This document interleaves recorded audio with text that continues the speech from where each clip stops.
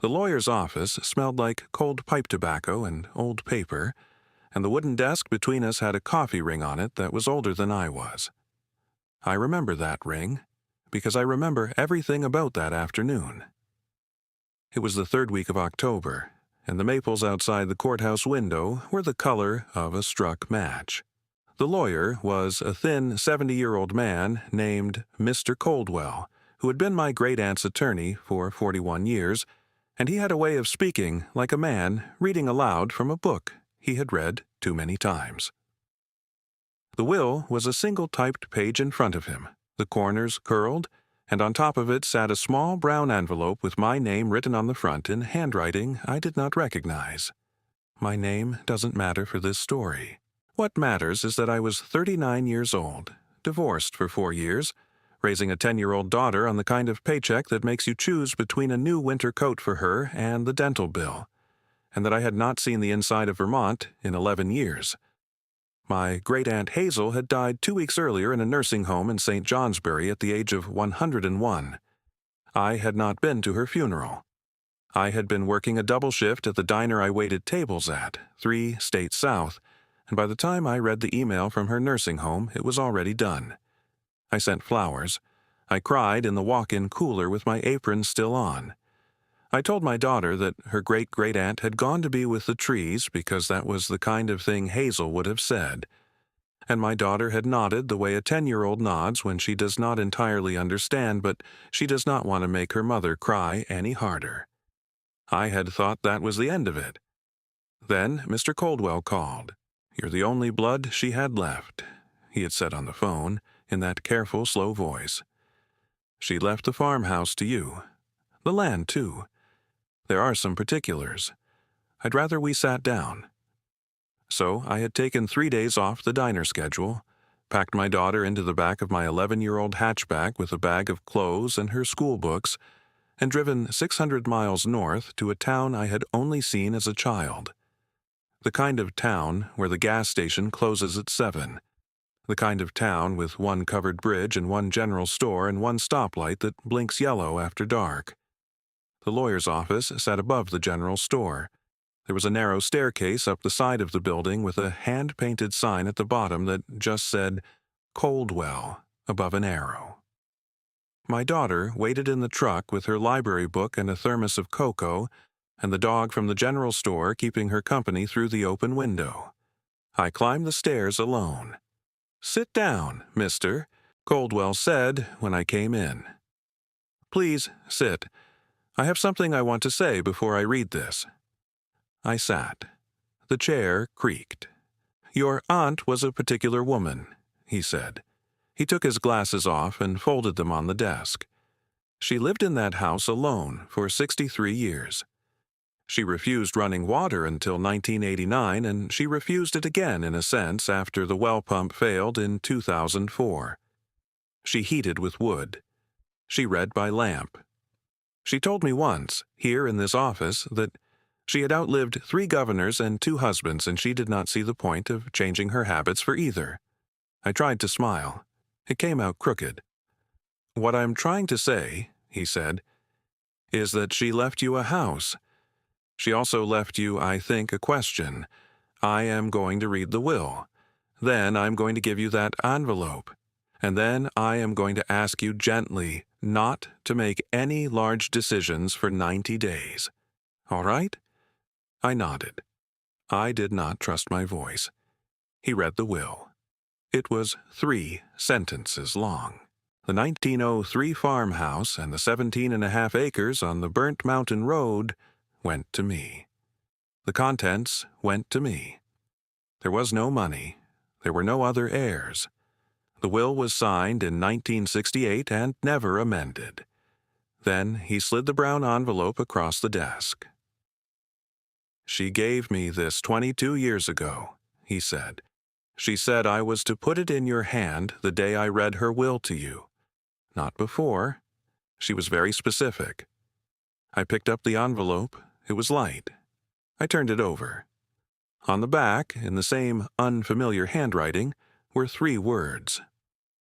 "Wait 90 days." "That's all she said?" I asked. "That's all she said." I left his office with the envelope tucked into the inside pocket of my cardigan. I climbed back into the hatchback. My daughter looked up from her book and saw my face and did not ask. She just slid her small, cold hand into mine for a second and then let go, the way she had learned to do when I needed a moment. And I sat in the driver's seat and stared at the steering wheel until I could see straight again. "Mama," she said after a while, "are we going to see the house now?" "Yeah, baby," I said. "We're going to see the house." I started the car. The Burnt Mountain Road was a dirt road, and it climbed for almost 3 miles past stone walls and abandoned apple orchards and the kind of mailboxes that have not had mail put in them since the second Bush administration. The maples leaned in over the road and dropped their leaves on the windshield like they were trying to tell us something. My daughter had her face pressed to the side window. The dog she had befriended at the general store had refused to leave her, and I had not had the heart to argue with the storekeeper, who had laughed and said the dog had been waiting for somebody for a year and a half and he supposed today was the day.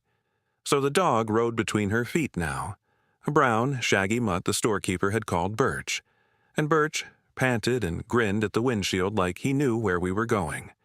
The house came into view around a bend. I stopped the car in the middle of the road, because there was no traffic on the Burnt Mountain Road in October, and because I needed a second. The 1903 farmhouse leaned. That was the first thing. It leaned south, the way a tired person leans against a wall. The white paint was peeling in long curls.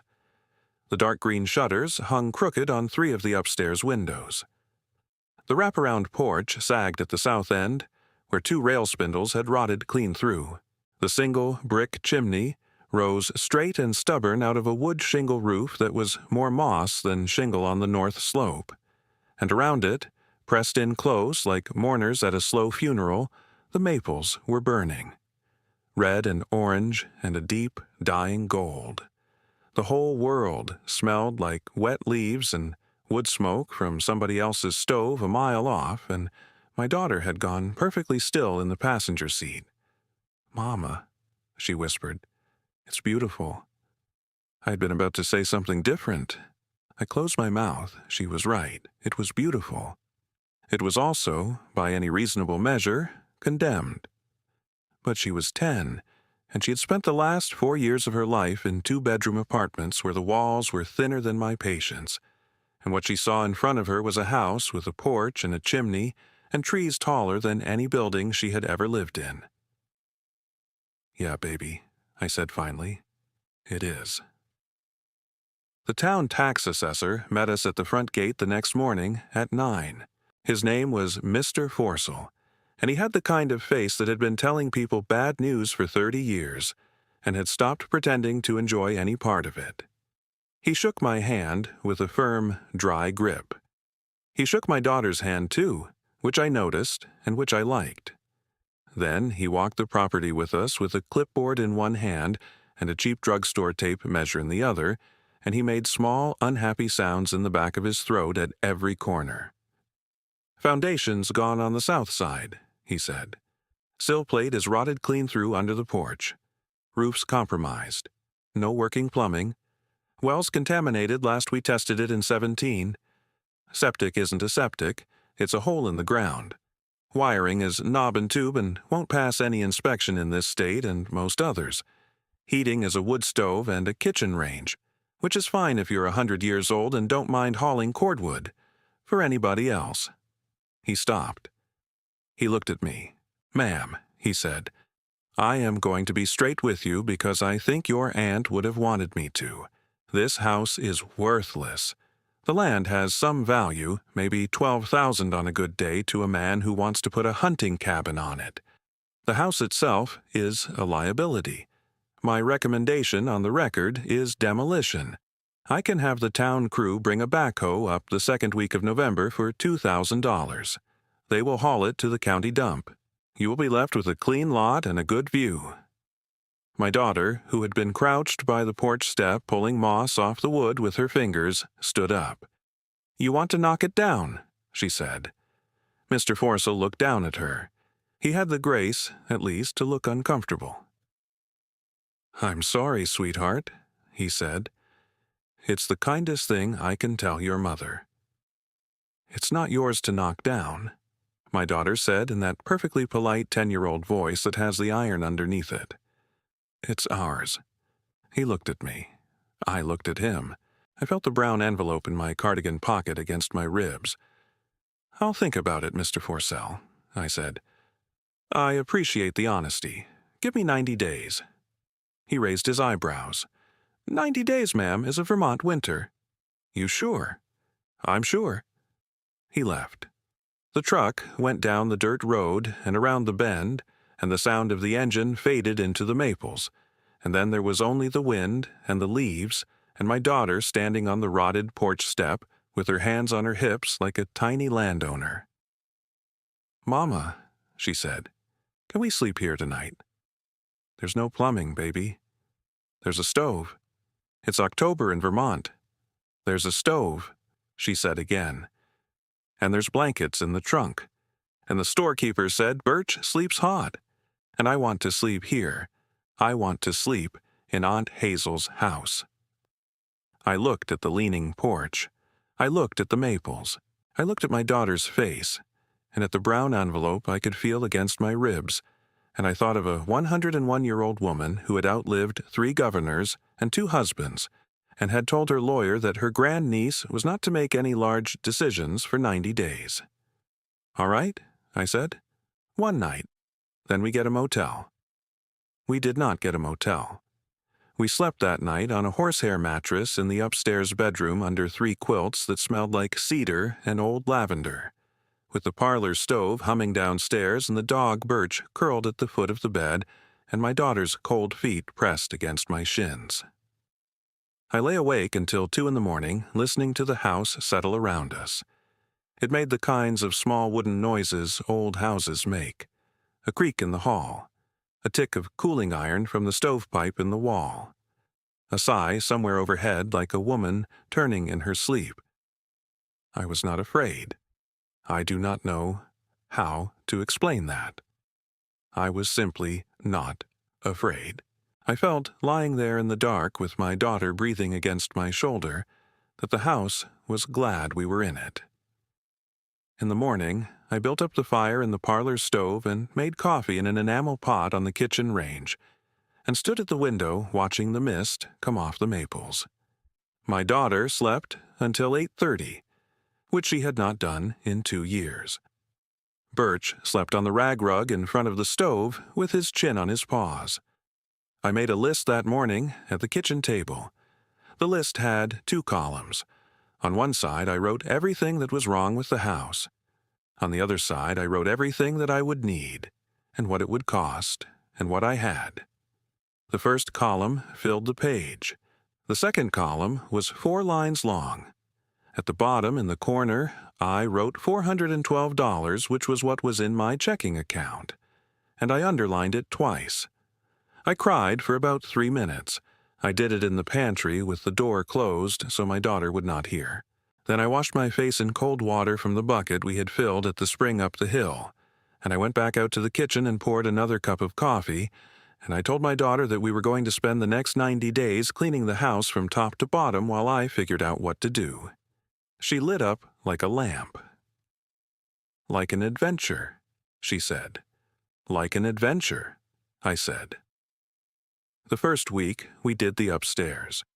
We took down curtains so old they came apart in our hands. We rolled rugs that had not been moved since the Korean War. We carried out 3 cardboard boxes of mouse-chewed magazines and 2 milk crates of canning jars, and a wooden trunk full of Hazel's wedding linens, which had yellowed in the corners but were otherwise perfect. My daughter found a dollhouse in the back bedroom closet, hand-built from cigar boxes with tiny wooden furniture that she lined up on the windowsill so the sun could touch all of it. She gave each tiny chair a name. She named the tiny iron bed Aunt Hazel's bed, although she did not know yet which room had been Hazel's, and she pointed at it 3 times that first day to make sure I was paying attention. I made our meals on the kitchen range. The range was a black cast-iron beast with a warming oven on the right and 4 cooking lids on the top, and I had to learn how to read it the way I had once read the old gas stove in my grandmother's apartment. Too much wood, and the pan smoked. Not enough wood, and the water never came to a boil. By the end of the first week, I was making oatmeal at 6 in the morning without thinking about it, and my daughter was carrying in kindling from the porch in a canvas tote without being asked, and Birch had taken up his permanent post on the rag rug in front of the parlor stove, where he could keep an eye on both rooms at once. The second week, we did the kitchen. We scrubbed the cast iron range with steel wool and lard. We washed the pantry shelves. We found, behind a row of empty mason jars, a tin box of recipe cards in Hazel's handwriting, and we read them aloud to each other while we worked. Cabbage roll, chicken pie, maple custard. My daughter copied 3 of them into the back of her school notebook and announced that we were going to eat all of them before the 90 days were up. She also announced, with a seriousness I have learned not to argue with, that we would eat the chicken pie first because it was the longest recipe and would prove we could do hard things. We made the chicken pie that Wednesday. We did not have a chicken, so we used a package of bone-in thighs from the general store and made do, and the pie came out of the oven a deep buttery gold with steam rising through 3 small slits in the crust. We ate it at the kitchen table with the parlor stove humming through the doorway. My daughter, halfway through her second piece, looked up and said it tasted like a house. I did not know what she meant. I did not ask. I think I do now. I should also tell you, because it matters, that I had not slept well in 4 years. Not since the divorce. Not since the year of moving. Not since the apartment over the dry cleaner in the town, 3 states south, where the radiator clanged at 3 in the morning, and the man upstairs paced in boots until midnight. In Hazel's house, I slept. I slept the way I had slept as a child in my grandfather's farmhouse in upstate New York, the way you sleep when the building around you is older than your fear and has decided to keep you. I would wake at 6 and lie in the dark, listening to the stovepipe ticking, and feel my own heart slowing down for the first time in years. The third week, we started on the parlor. I want to say this carefully because I want you to understand exactly how it happened. It was a Saturday afternoon. The light was the slanted gold of late October, the kind of light that comes in low through the south window of a Vermont farmhouse and lands on the floorboards in long, bright bars. The parlor stove had been cold for 2 days while we worked around it, because we had decided that Saturday was the day we were going to clean it inside and out. The pipe had not been swept since I did not know when. There was creosote in the bend of it that you could see from outside, a thick black glaze on the inside of the iron when you opened the stove door. My daughter had asked that morning at breakfast if she could be the one to clean the inside of the stove. I had said no at first. The soot is dirty. The iron is sharp inside. You'll ruin your hoodie, she said, please. She said she had her yellow rubber gloves. She said she would wear her oldest jeans. She said, Mama, you let me clean the pantry shelves. This is the same job, just darker. I let her. I want you to know that. I let her. Because she was a good helper, and because the gloves were sturdy, and because the stove was cold, and because she was right that it was the same job, just darker. I knelt with her on the rag rug in front of the open stove door. I gave her a wire brush and a tin pail and an old flannel shirt to put across her lap so she would not get soot on her jeans. I showed her how to scrape the inside of the firebox in long, careful strokes, top to bottom, working the soot down toward the pail. I showed her how to reach the back corners with the brush turned sideways.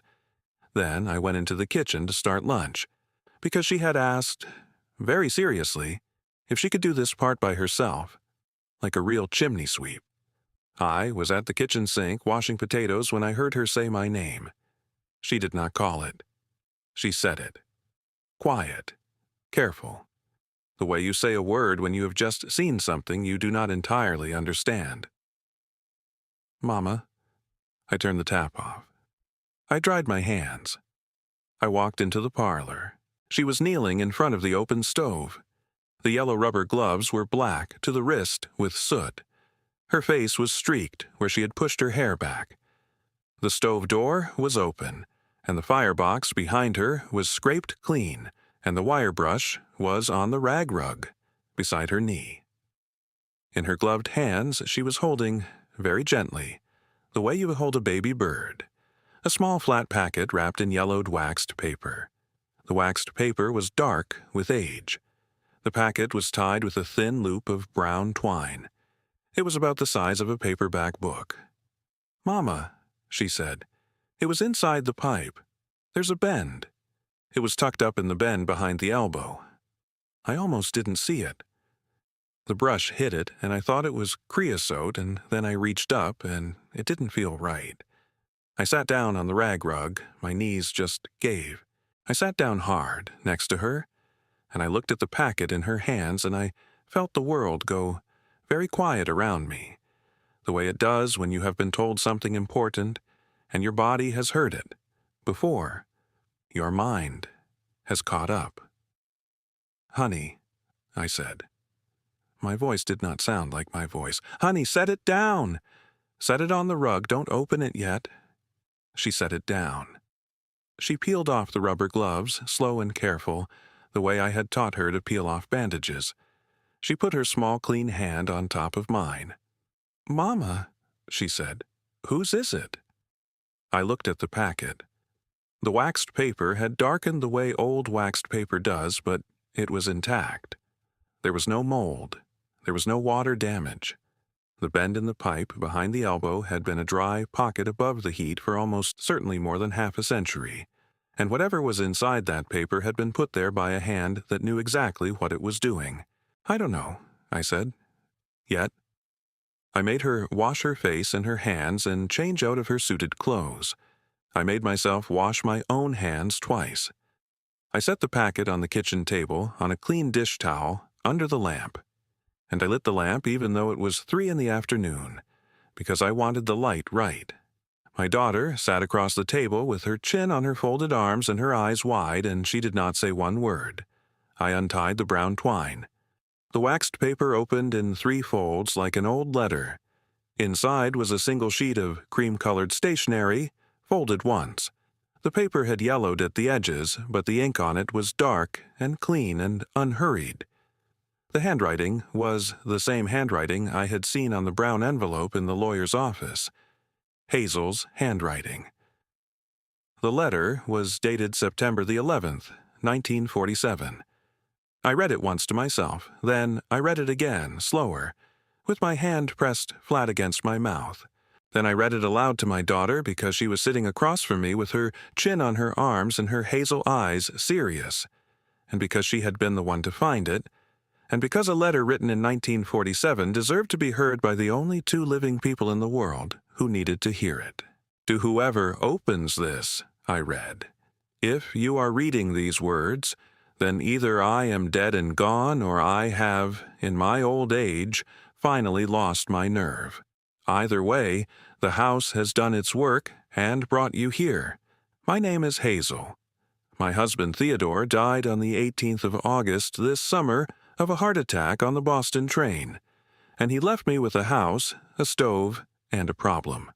The problem is that he was a quiet man and a private one, and he did not believe in banks. He also did not believe in his last years in the firm he worked for. He was an industrial designer. He drew machines that other men put their names on. 23 of those drawings, between 1934 and the spring of this year, were patented under the name of Halloran and Sterling Industrial of Boston, and the assignments are signed in his hand and witnessed but never filed with the firm. Theodore kept them.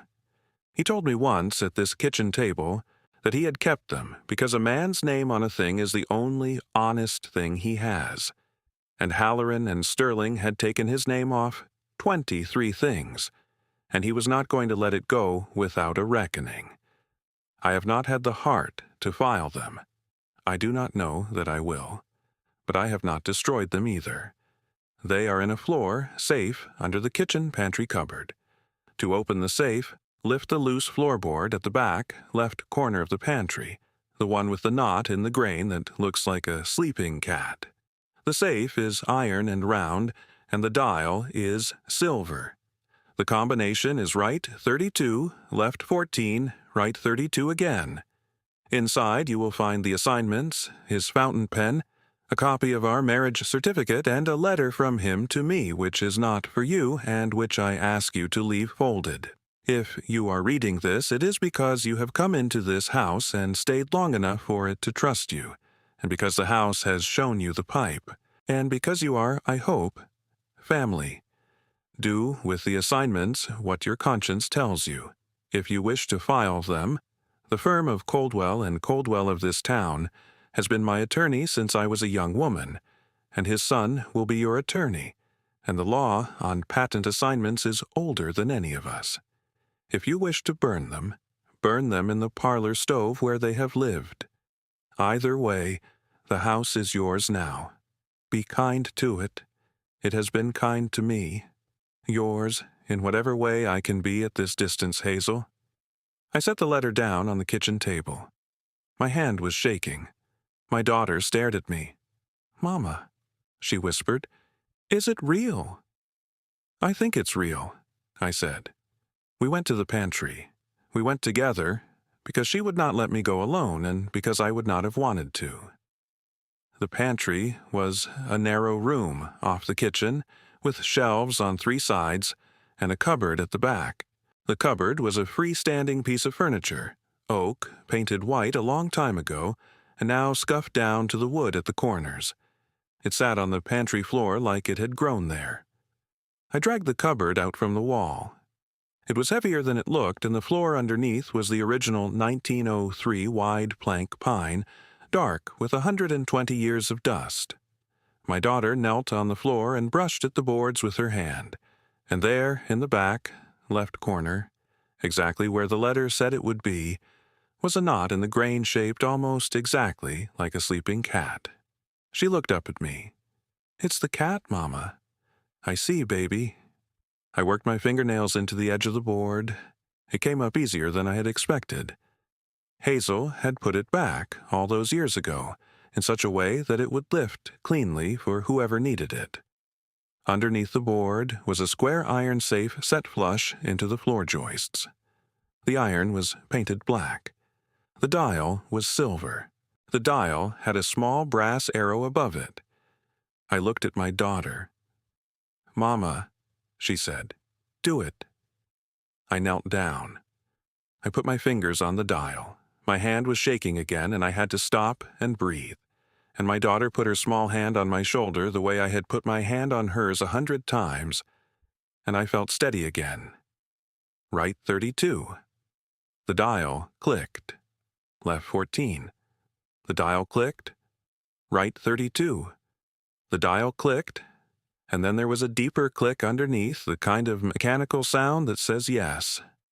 I lifted the lid.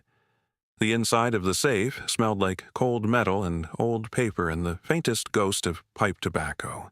There was a stack of documents inside, folded in thirds, tied together with a black silk ribbon. There was a dark green fountain pen in a velvet sleeve. There was a folded marriage certificate. And on top of everything, a small sealed envelope marked, in a different hand, neither Hazel's nor what I would later learn was Theodore's, simply "My Hazel." I left that envelope folded. I lifted out the stack of assignments and I carried them to the kitchen table, and I set them down under the lamp. My daughter pulled up a chair beside me, and Birch came in from the parlor and sat down with his chin on her foot, the way the storekeeper had said he would. The assignments were typewritten on heavy cream paper with a watermark. Each one was a single page. Each one had a patent number across the top. Each one had a description of the device underneath. Each one was assigned, in print, from Theodore to Halloran and Sterling Industrial of Boston, Massachusetts. Each one was signed by Theodore in dark fountain pen ink. Each one was witnessed and dated, and each one had, paper-clipped to the back, a small folded slip in Theodore's hand that said in tight, neat print, "Not filed." Kept by T. I counted them. There were 23. I looked at my daughter. She looked at me. "Mama," she said, "what do we do?" "We call Mr. Coldwell," I said. first thing Monday morning. It was Saturday afternoon when she found the packet. Monday was 42 hours away. 42 hours is a long time when you are sitting in a 1903 farmhouse with 23 pieces of paper that may or may not be worth the kind of money you have never said out loud in your life. We did not touch the assignments again that weekend. We did not put them back in the safe either. I did something I have always done when I'm scared of a thing. I put the thing where I could see it, so it could not surprise me. I set the assignments back inside the open floor safe with the lid propped, and I covered the safe with a clean dish towel, and I left the loose floorboard out leaning against the pantry wall, and I left the cupboard pulled out from the wall, and I closed the pantry door and let it be. My daughter and I went on with our day. We made grilled cheese on the kitchen range. We took Birch for a walk down to the covered bridge, where she threw 3 sticks into the river and watched them ride out the other side. We came home in the long blue dusk and built up the parlor stove and sat on the rag rug in front of it and read a chapter of the book she had been carrying since the day we left. I did not sleep well that night. I lay in the upstairs bedroom listening to the house, and for the first time since we had arrived, I felt the size of what we were sitting on. I thought about Theodore on the Boston train. I thought about Hazel standing on a step stool. I thought about the 79 years of wood smoke that had risen past those folded pages without ever touching them. I thought about how easily, in any of those 79 years, somebody could have torn this house down and not known. On Sunday morning, I made pancakes on the cast-iron range with the last of the buttermilk, and my daughter ate 4 of them, and I ate 1. We went to church in town because the storekeeper had told me it was a small white clapboard congregational church, and the minister was a woman who had grown up 2 valleys over, and I wanted, for reasons I did not entirely understand, to sit in a building Hazel had probably sat in. I sang the hymns. I cried a little during the second one. The minister shook my hand at the door afterward and said gently that the storekeeper had told her we were up at the Burnt Mountain place, and that if I ever needed anything I should call. I said thank you. I drove us home. I built up the stove. I waited for Monday. I called Mr. Coldwell at 8:15 on Monday morning from the kitchen of the farmhouse, on a cell phone that had to be held in the southwest corner of the kitchen window at exactly the right angle to get 1 bar. He listened to me in silence for a long time. Then he asked me, very slowly, if the documents were typewritten on cream paper with a watermark, and if the watermark was a star inside a circle. I held one of the assignments up to the window, and I told him yes. "Don't move," he said. "Don't take them anywhere. Don't show anybody. I will be at the house in 40 minutes. He came in his old Buick up the dirt road, parked behind my hatchback, climbed the leaning porch step, and sat at the kitchen table and looked at the 23 assignments for almost an hour without saying a word. He turned each one over with the careful fingers of a man who had handled important paper before. He read the slips clipped to the back. He read the marriage certificate. He read Hazel's letter twice. He did not touch the sealed envelope marked, "My Hazel." He did not ask to. Finally, he took his glasses off and set them on the table and looked at me. "Ma'am," he said, "I am going to be careful here because I am a careful man, and because what you have on this table is the kind of thing that turns into a 5-year lawsuit if it is handled wrong, and a settlement if it is handled right. Halloran and Sterling Industrial of Boston merged in 1979 with a larger firm, which merged again in 1996, which is now a publicly traded subsidiary of an industrial design conglomerate headquartered in Hartford. The patents your great-uncle drew, 14 of them, are still in commercial use, primarily in heavy machinery cooling systems and rail yard signaling. Royalties on those patents have been paid quarterly to the conglomerate's predecessor and to its predecessor before that since approximately 1962. Your great-uncle's signed but unfiled assignments, which is what these are, mean that those royalties were owed in part to him, to his estate, which is now you. I sat very still. "How much?" I said. He looked down at the table. He looked back up at me. He had the face of a man who has done arithmetic he wishes he had not had to do. "Based on the patents I can identify on this stack," he said, "and based on a back-of-the-envelope calculation that I will need 3 weeks and a forensic accountant to verify, I would estimate the conglomerate currently owes the estate of Theodore, which is the estate of Hazel, which is now you, somewhere in the neighborhood of $611,000 in back royalties, attorney's fees, and statutory interest. Documented, settlable, likely without trial, because I have practiced against this firm twice in my life, and they do not like trials." The kitchen had gone very quiet. My daughter was at the table with her library book. She did not look up. She had heard the number, but she was a careful child, and she did not want to make me cry harder by reacting. 600, I said. 11,000, Mr. Coldwell said. Approximately. I will refine the figure. I put both my hands on the kitchen table. I felt the wood under my palms. I felt the cold of the morning coming in through the window. I felt the warmth of the parlor stove behind me, where I had built the fire up before he arrived. I felt, somewhere in my chest, a great, slow thing turning, and I could not tell yet whether it was joy or grief or both at once. "Mr. Coldwell," I said. "Yes, ma'am?" "I am not selling this house." He nodded slowly. He had been waiting, I think, to see if I would say it. "No, ma'am." "I am rebuilding it." "Yes, ma'am." "I am rebuilding the porch where it leans. I am replacing the sill plate. I am putting a new shingle roof on the north side. I am running a new well. I am putting in a proper septic. I am rewiring it. I am not changing the windows. I am not changing the floors. I am not changing the parlor stove. I am not changing 1 inch of Aunt Hazel's pantry." "Yes, ma'am." "And I am not telling Mr. Forcell." He smiled for the first time that morning. It was a very small smile. "No, ma'am.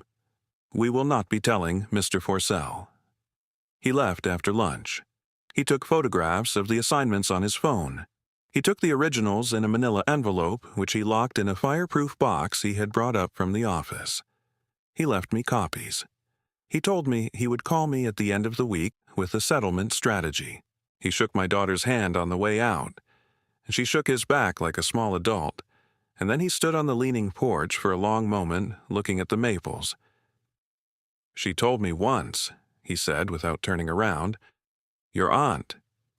She told me that the house would know when somebody was supposed to find what was in it. She said the house was patient. I thought she meant something poetical."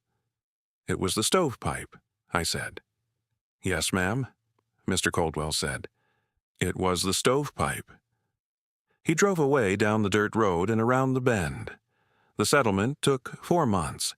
It was paid in March. The check, when it came, was not for $611,000. It was for $647,000 and some change, because Mr. Coldwell's forensic accountant had been thorough and the conglomerate's lawyers had not wanted to fight him.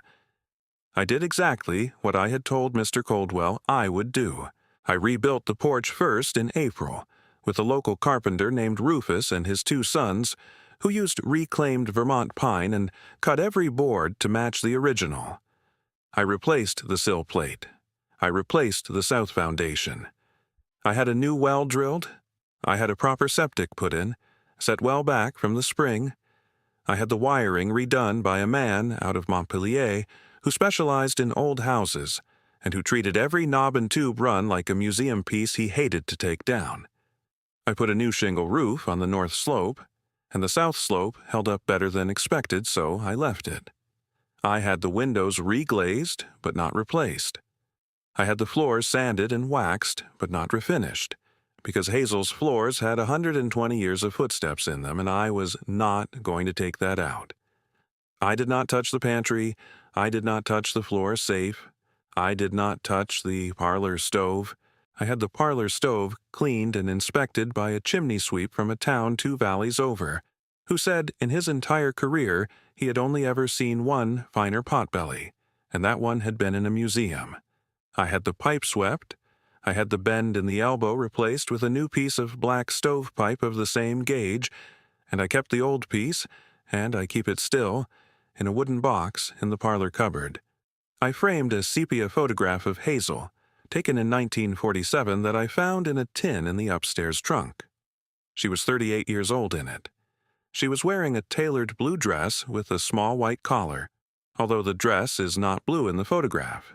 It is gray, and I only know it was blue because there was a note clipped to the back of the photograph in her hand that said, "Blue Dress, September, 1947. She was standing on the porch of this house, her hair pinned up, her dark eyes deep and clear, her hands folded in front of her. I put the photograph in a simple wooden frame, and I hung it above the parlor mantel. Beside it, in a matching frame, I hung a smaller photograph I found in the floor safe, tucked between the assignments.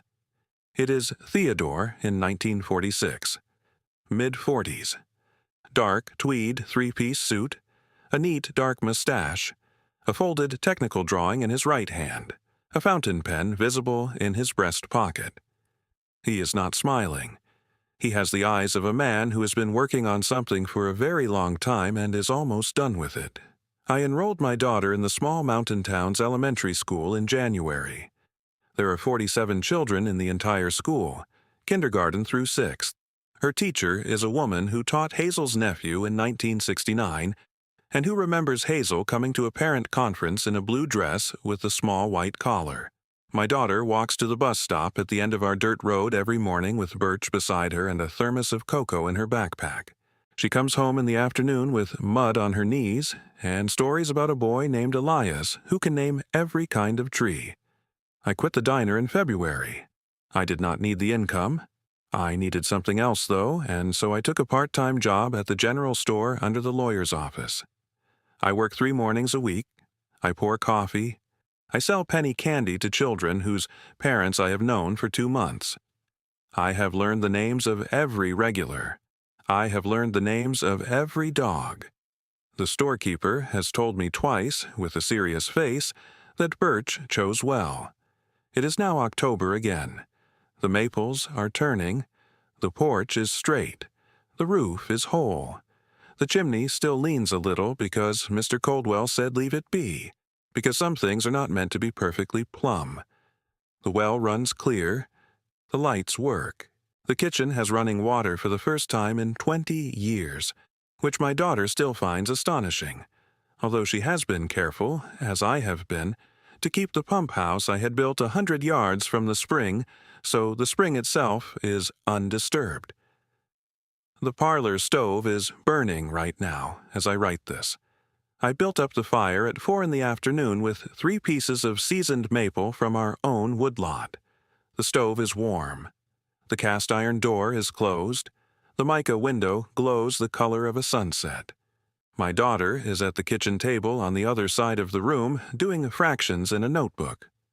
She is wearing her navy hoodie because the kitchen is the coolest room in the house, and her braid is hanging over her shoulder, and her tongue is pressed to the corner of her mouth the way it does when she is thinking. Birch is asleep on the rag rug at her feet. Above the mantel, in the lamplight, Hazel watches us. Beside her, Theodore.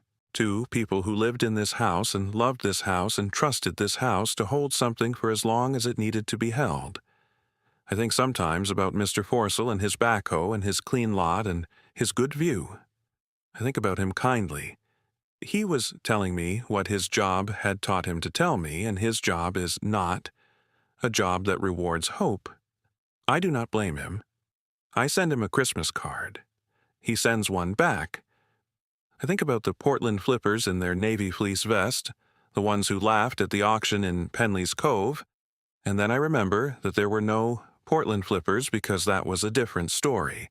And I smile because I have read too many of these stories and some of the details are starting to braid together in my head. There were no flippers here. There was only a tax assessor with a sad face and a clipboard who told me my house was worthless. He was wrong, but he was not mean. There is a difference. And I think about Hazel. I think about her sitting at this same kitchen table on the 11th of September, 1947, 23 days after her husband died on the Boston train. I think about her opening the cast-iron stove door when the parlor was cold, and standing on a step stool, and reaching up into the bend of the pipe with a folded square of waxed paper, and tucking it up there above the elbow where the heat could not reach it. I think about her climbing down. I think about her closing the stove door.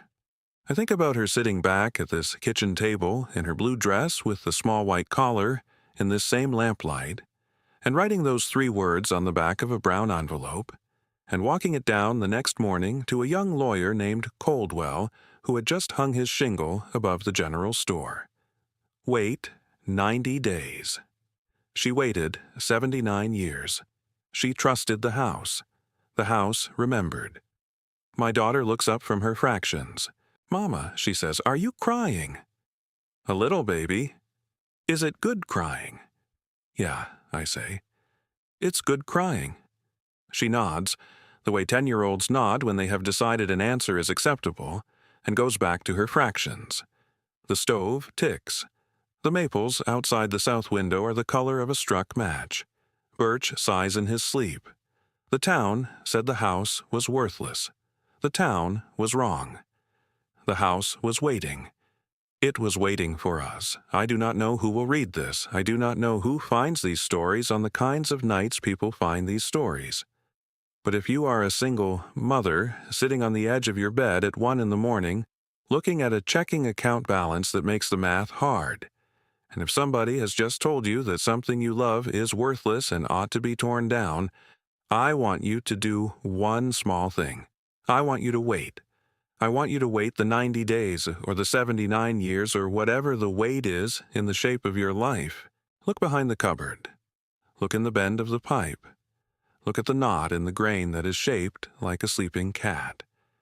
The world has put more good things in the corners of old houses than it has ever bothered to tell you about. And one of them, somewhere, is yours.